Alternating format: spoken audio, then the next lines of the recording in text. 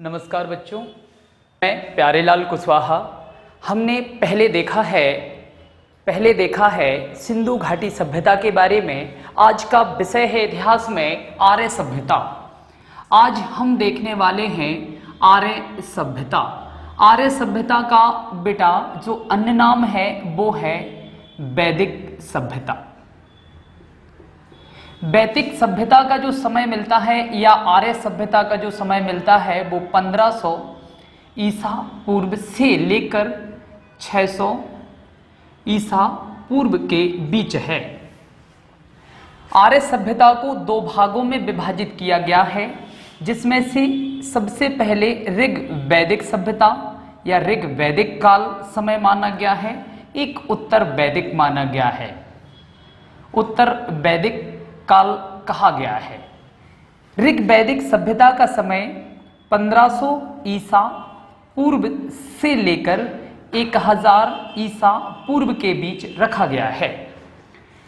उत्तर वैदिक काल का समय जो है वो 1000 ईसा पूर्व से 600 ईसा पूर्व के बीच रखा गया है।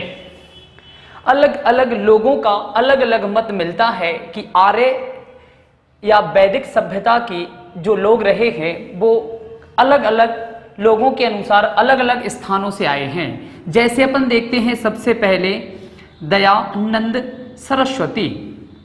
दयानंद सरस्वती कहते हैं कि आर्य सभ्यता के लोग तिब्बत से आए हैं। कहां से आए हैं बेटा? तिब्बत से आए हैं, जिनमें सबसे बात इनने अपनी पुस्तक में कह दी जिसका नाम था सत्यार्थ प्रकाश। दूसरे व्यक्ति जो आए हैं नाम है लोक मान्य वाल गंगाधर तिलक। गंगाधर तिलक साहब कहते हैं कि जो आर्य सभ्यता के लोग हैं ये उत्तरी ध्रुव से आए हैं। उत्तरी ध्रुव से आए हैं। इनने अपनी पुस्तक द आर्कटिक होम ऑफ वेद में बताया है। इसके बाद अन्य जो इतिहासकार हुए हैं या बात करते हैं व्यक्ति जिनने कहा है आर्य कहां से आए हैं, नाम है मैक्स मूलर साहब का।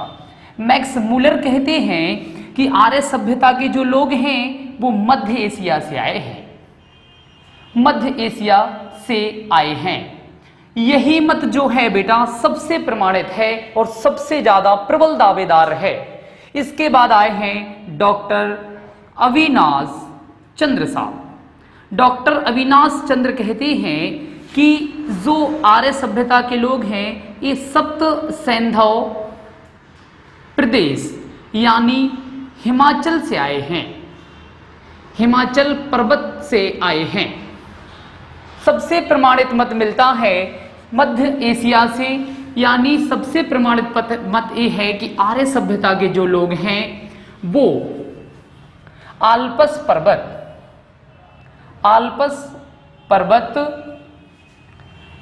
पर्वत मिलता है बेटा यूरोप में। यूरोप के पूर्वी भाग यूरेशिया से भारत आए हैं। ये मत हैं। इसके बाद बेटा अपन देखते हैं आर्य सभ्यता के बारे में थोड़ी सी स्थिति। तो आर्य सभ्यता के बारे में अपन देखते हैं भारतीय पैमाने के अनुसार कि ये है क्या और क्या थी स्थिति।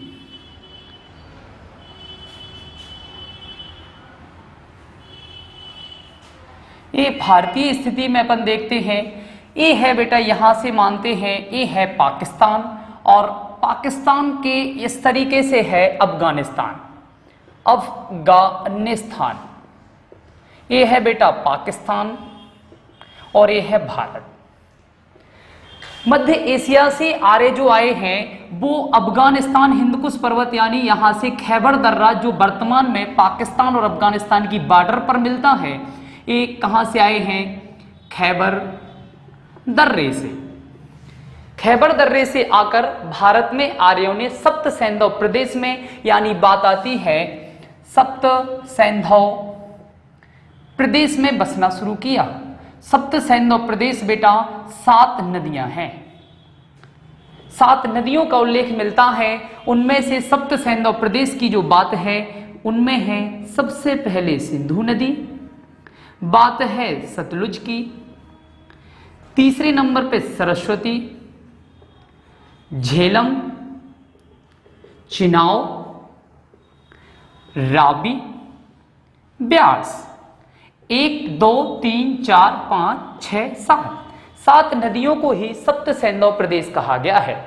इसके बाद की बात आती है कि आर्यों ने यहां से आगे बढ़कर सबसे पहले कुरुक्षेत्र, हरियाणा वाला, हरियाणा दिल्ली वाले हिस्से में आकर बसना शुरू किया, यानी कुरुक्षेत्र में बसना शुरू किया, और इसका नाम रखा है बेटा ब्रह्मवर्त।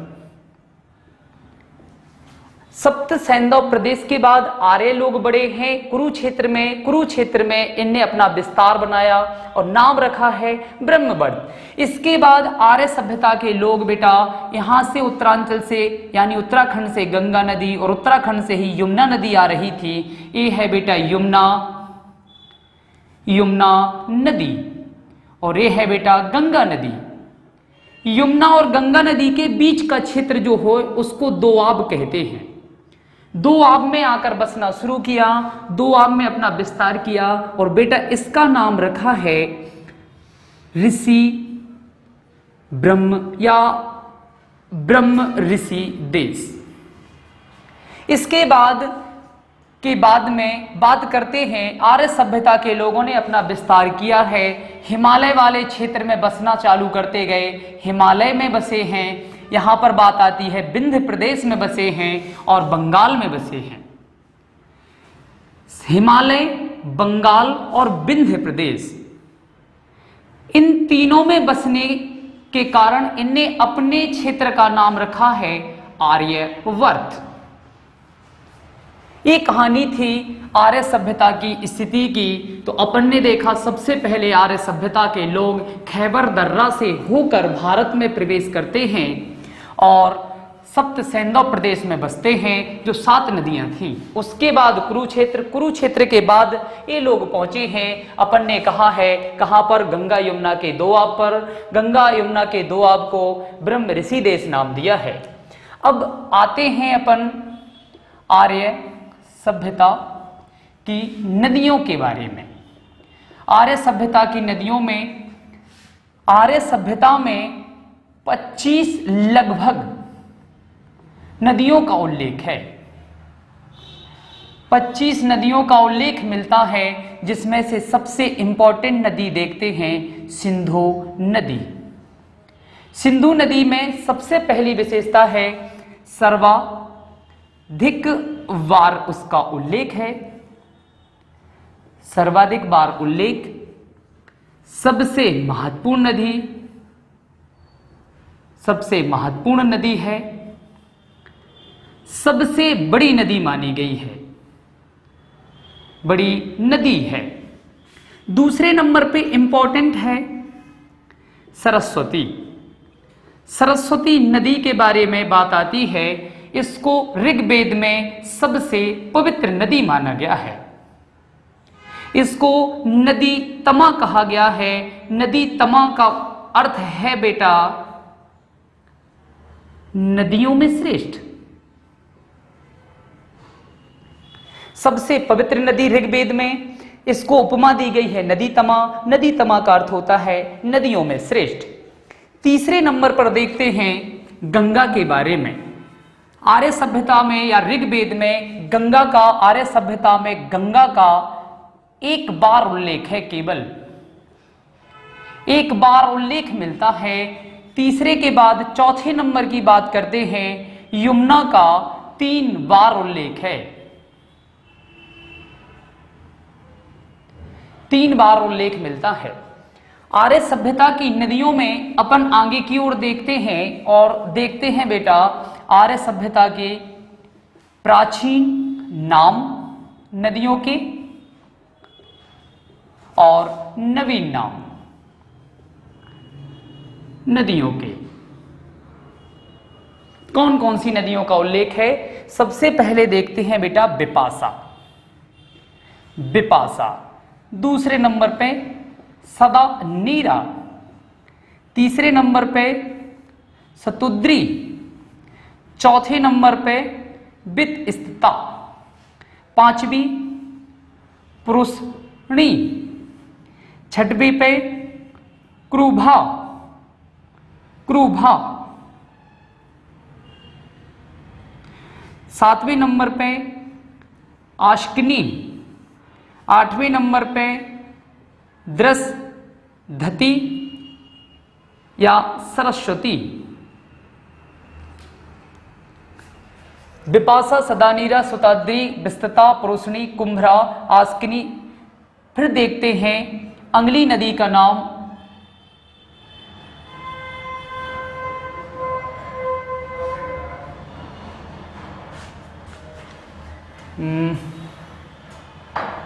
थी गोमल। बेटा नवीन नाम देखते हैं। बिपाशा का नाम है, नया नाम ब्यास, सदानीरा गंडक, सुतुद्री सतलुज, विस्तस्ता झेलम के नाम से जानी जाती है, पुरुषणी को रावी नदी कहते हैं, कुप्रभा वर्तमान में काबुल है, आस्किनी को चिनाव के नाम से जानते हैं, द्रसधती या सरस्वती का नाम बेटा वर्तमान में घग्गर है, गोमल को गोमती बोलते हैं। ये नदियों का उल्लेख है जो आर्य सभ्यता में देखने को मिलता है। इसके बाद में आर्य सभ्यता के बारे में आगे की ओर बढ़ते हैं, देखते हैं आर्य सभ्यता की राजनीतिक स्थिति। आर्य सभ्यता की राजनीतिक स्थिति। आर्य सभ्यता की राजनीतिक स्थिति में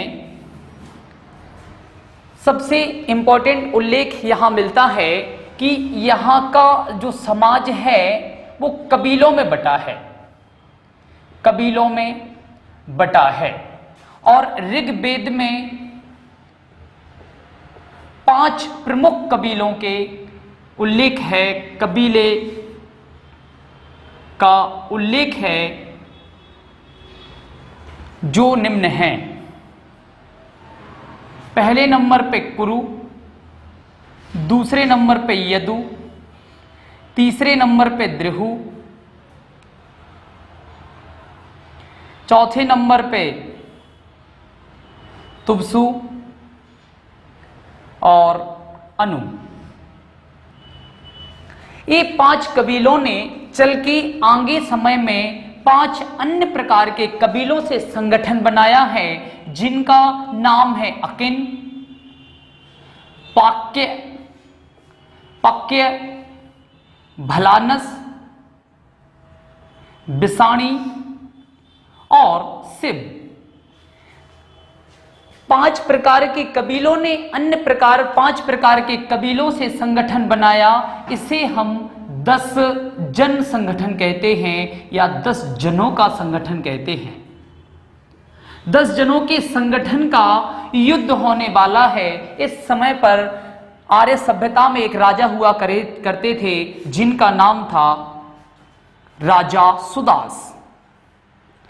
राजा सुदास का युद्ध होने वाला है इन 10 संगठन के लोगों के साथ में, जिसका नाम है 10 राज युद्ध। 10 राज युद्ध पुरुषणी नदी के किनारे लड़ा जाने वाला है। पुरुषणी वर्तमान की रावी नदी। होने वाला है राजा सुदास वर्सेस 10 जनों के बीच। 10 जनों के बीच में युद्ध लड़ा जाने वाला है। 10 राज युद्ध में राजा सुदास विजयी होते हैं और इस युद्ध के बाद में 10 जन और राजा सुदास के बीच में एक संधि होती है। उस संधि के बाद एक नया वंश बनता है और नए वंश का नाम होता है बेटा कुरुवंश। आगे की ओर चलते हैं, देखते हैं संधि के बाद कुरुवंश बना है। तो अपन देख रहे थे कबीलों के बारे में। तो ऋग्वेद में कबीलों को जन कहा गया है, कबीलों को जन की संज्ञा दी गई है और जन शब्द का उल्लेख ऋग्वेद में 275 बार मिलता है। ऋग्वेद में जन शब्द का उल्लेख 275 बार मिलता है। इसके बाद आगे की ओर देखते हैं इनकी आर्थिक स्थिति के बारे में। आर्य सभ्यता की आर्थिक स्थिति। आर्य सभ्यता में सबसे इंपॉर्टेंट अपन देख रहे थे आर्थिक स्थिति।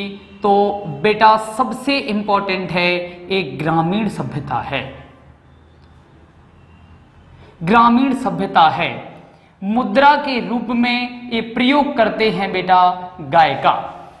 गाय ही विनिमय प्रणाली है और ग्रामीण सभ्यता है, यानी कह सकते हैं इनका व्यवसाय व्यापार पशुपालन था। क्या था? पशुपालन था।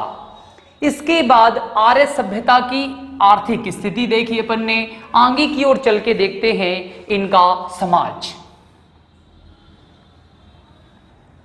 सामाजिक जीवन। सामाजिक जीवन, सामाजिक जीवन एक पितृ प्रधान है, पितृ प्रधान है, पितृ प्रधान संस्था है। इनमें इंपॉर्टेंट है कि यहां का जो समाज है वो 5 भागों में बटा है, बटा है, जिनमें आता है सबसे पहले कुल, कुल के बाद ग्राम, ग्राम के बाद बिस, बिस के बाद जन और जन के बाद राष्ट्र का उल्लेख मिलता है ना। तो इसमें अपन समाज के बारे में 2 बातें जानते हैं कि कई कुल मिलके ग्राम बनाते थे, कई ग्राम मिलके बिस बनाते थे, कई बिस मिलके जन बनाते थे और कई जन मिलके राष्ट्र बनाते थे।